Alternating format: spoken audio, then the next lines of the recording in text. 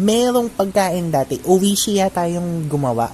Pinatsu yung tawag. Alam ko dalawang flavor lang yun yung green at saka blue. Para siyang nagaraya. Nagaraya na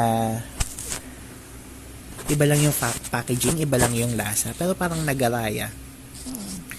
Basta ganun, tawag ko doon dinosaur egg. Iba pa yung dinosaur egg na chocolate. Ayun. Masarap to yun. Oo, rare yun alam ko.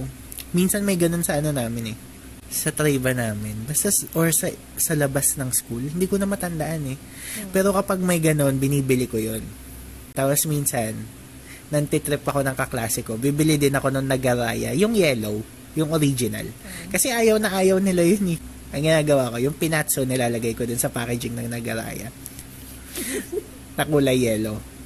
Syempre, since rare yung pinatso, minsan kapag nakita ka ng kaklase mo, may pinatso ka, manghihingi sila.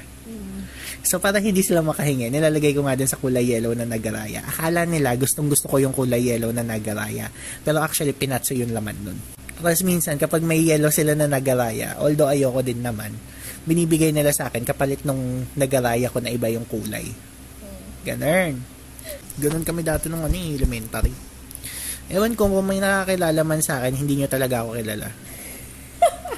Kung tingin nyo mabait ako nung elementary ako, you didn't know the things that I've been doing behind your back. All those smiles and those laughters, there's a hidden agenda.